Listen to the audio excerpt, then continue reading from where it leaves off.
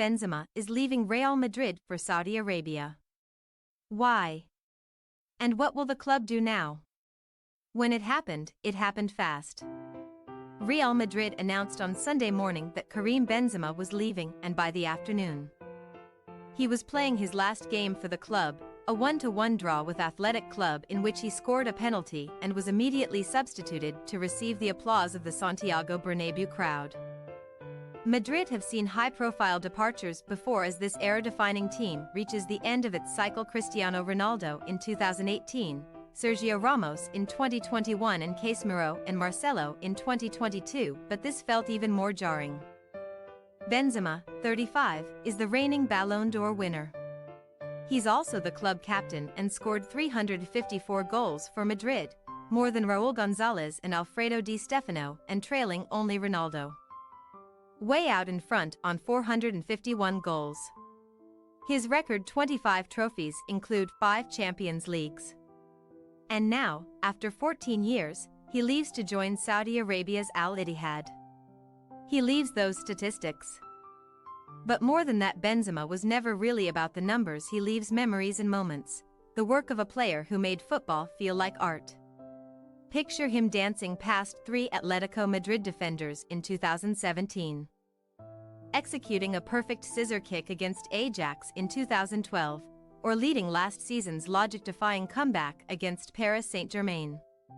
A player who arrived in Madrid as a shy, introverted 21-year-old, his goal-scoring potential even questioned by then-manager José Mourinho. Benzema became the underrated fulcrum of one of the great Real Madrid sides, winning 3 consecutive Champions Leagues before stepping into the spotlight to become the main man. An ascent that culminated in the Ballon d'Or. However, the 2022-23 season was a disappointment. Benzema finally began to show his age, and while those numbers were still good, including 19 goals in La Liga, the feeling of effortless excellence, of being not just better than the rest but playing a different sport entirely, wasn't there. ESPN has spoken to sources close to Benzema and the club to better understand this last stage of his Real Madrid journey. From the career high of the Ballon d'Or to a difficult final season, the decision to accept the offer from Saudi Arabia and Madrid's carefully laid succession plans for 2024 being turned upside down. For many players, lifting the Ballon d'Or would mark the beginning of a new, triumphant phase in their career. For Benzema, with hindsight, it looks like the beginning of the end. His 2021-22 season was so remarkable and so unlikely, scoring a career-best 27 league and 15 Champions League goals at the age of 34, that perhaps a drop-off was inevitable. His body had been pushed to the limit. With 56 games for club and country during that campaign, so much so that Benzema is convinced, sources told ESPN, that the heavy workload had negative consequences in 2022-23. Benzema started Madrid's first 4 league games of the 2022-23 season, picked up a hamstring injury and was out for a month.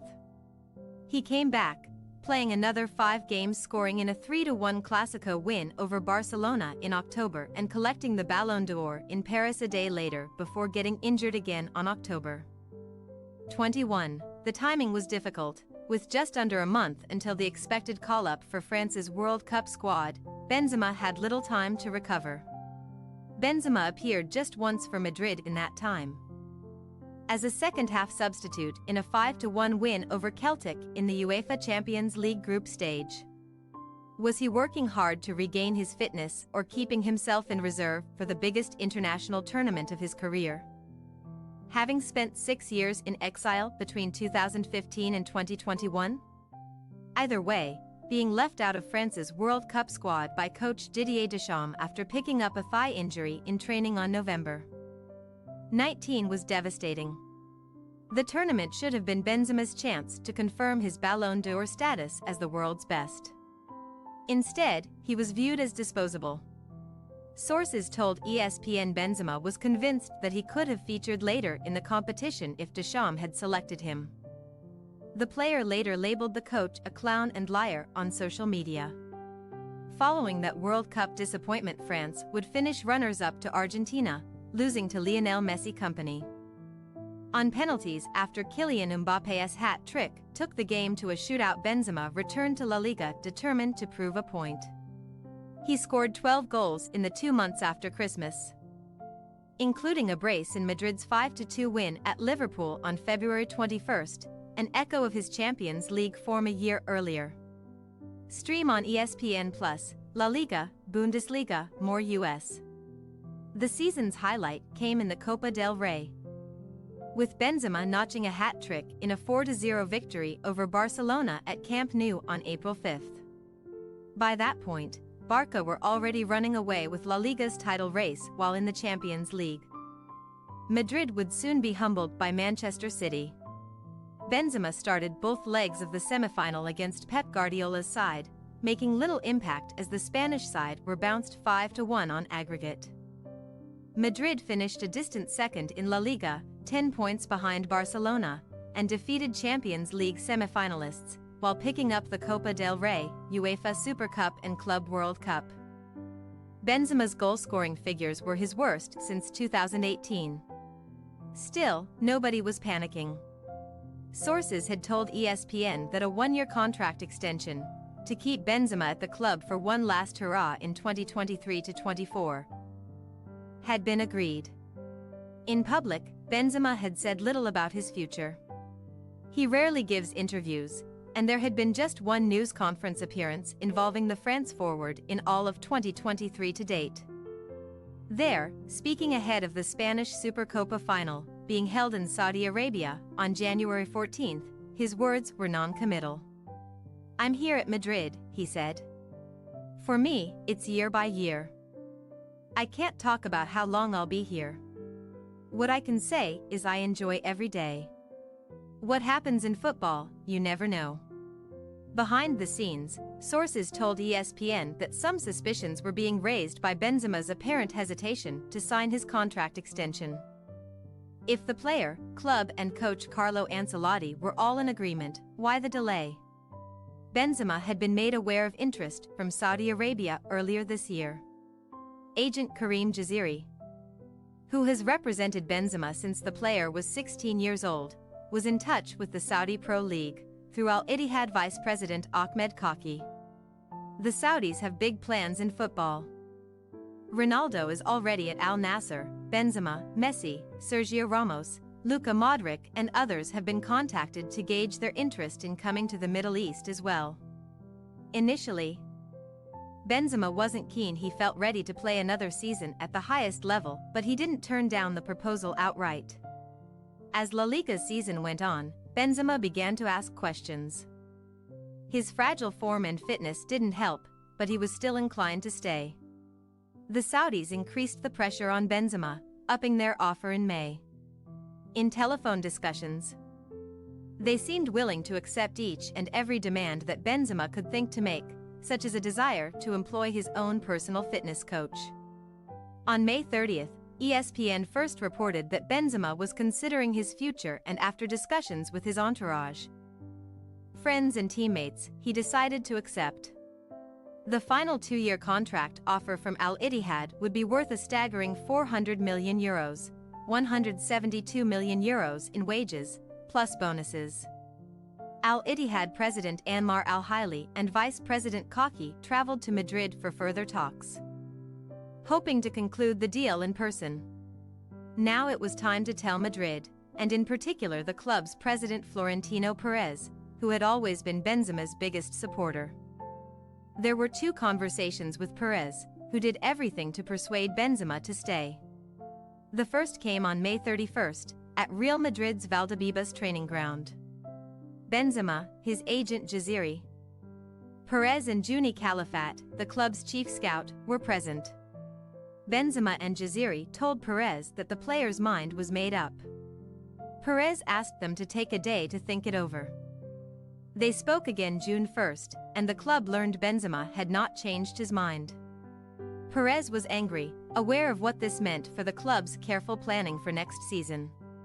Coach Ancelotti was informed, and later that day, ESPN reported that Benzema had decided to leave. At the same time, journalists close to the club were briefed that the story was untrue, that Benzema's contract extension until 2024 had already taken effect, and that he would not be leaving. Awkwardly, Benzema was due to speak in public that evening as he collected a Legend Award from the newspaper Marca. He did not want to confirm the news, preferring to wait for the weekend and Madrid's final game of the season, and had an answer prepared for the inevitable question. "Why would I talk about my future if I'm at Madrid?" he said. "It's the internet talking. And reality isn't the internet." Meanwhile, even as Marca reported that Benzema would stay, the club were already preparing farewell videos for use when his departure was made public. Benzema was at peace with his decision, sources told ESPN. He did not want to risk tarnishing his legacy with another underwhelming season and with this Madrid team already in transition. This was seen as the right time. He was happy, too, with his understated farewell at the Bernabeu on Sunday. There were no speeches or grand gestures, but Benzema played, scored, and received his ovation. Even at a low-key farewell event at Madrid's training ground on Tuesday, Benzema spoke for just 3 minutes. He thanked Perez, Ancelotti and the fans, calling it a sad day. "I'm leaving this club, and it hurts me," Benzema said. "I had a dream to sign for Madrid and I wanted to finish my career at Madrid, but sometimes in life you get other opportunities." From here, his attention now turns to Saudi Arabia. Sources told ESPN that Benzema has already spoken to Al Ittihad coach Nuno Espirito Santo, formerly of Valencia, Wolverhampton Wanderers and Tottenham Hotspur, to discuss the club's sporting project. He will keep his house in Madrid, which he sees as his long-term home, and he hopes to keep winning trophies, the AFC Champions League, or the Club World Cup, where Al Ittihad could perhaps one day face Madrid. This was already going to be a busy summer for Real Madrid, with plans to strengthen in defense, midfield and attack even when they still believed they could count on Benzema. The focus has been on signing England midfielder Jude Bellingham from Borussia Dortmund. A deal is agreed to bring back high-flying left-back Fran Garcia, a Madrid youth product from Rayo Vallecano. And they're also close to a loan for Spain forward Joselu, who scored 16 goals this season for relegated Espanyol. However, Joselu was meant to be Benzema's deputy, not his successor. And Benzema isn't the only forward leaving.